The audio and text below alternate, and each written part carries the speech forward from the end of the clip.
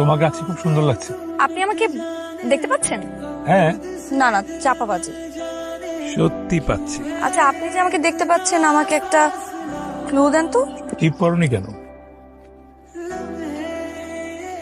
Up- কালো colour ড্রেসের সাথে লাল কালার একটা টিপ তোমাকে খুব মানাইছে, বুঝছো?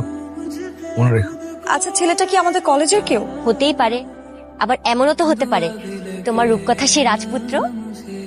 কালো কালার ড্রেসের সাথে লাল কালার একটা টিপ তোমাকে খুব মানায়। হ্যালো, আমি আপনাকে দেখতে চাই। কি দরকার? যেভাবে চলছে মন্দ কি? দেখা না দিলে কিন্তু কল রিসিভ করবো না। ঠিক আছে, তাহলে এক ঝলক দেখা দিই, কিন্তু ধরা দিব না। কেন?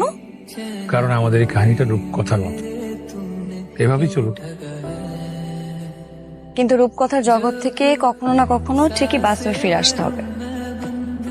যখন প্রয়োজন হবে তখন আসবো। তাহলে এখন আসেন। এখন প্রয়োজন নেই, কিন্তু আমি যে আছি সেটার প্রমাণ দিয়ে যাব। কিভাবে? আজকে রাতে 12টায়। আমি আপনাকে চিনবো কিভাবে?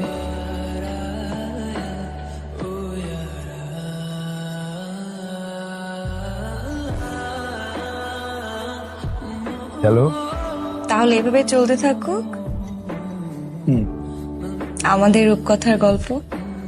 নাকি রূপকথার প্রেম?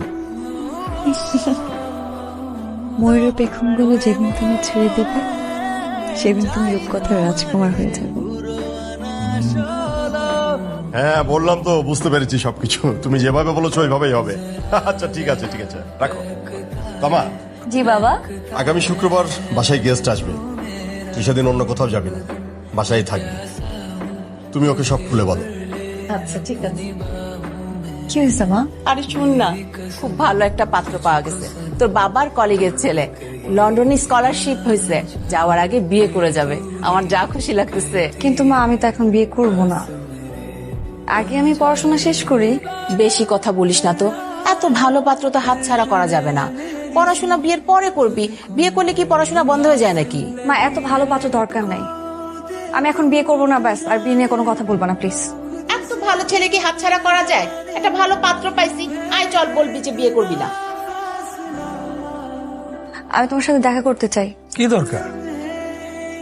রূপকথার মতো আমাদের প্রেম চলছে, ভালোই তো লাগছে।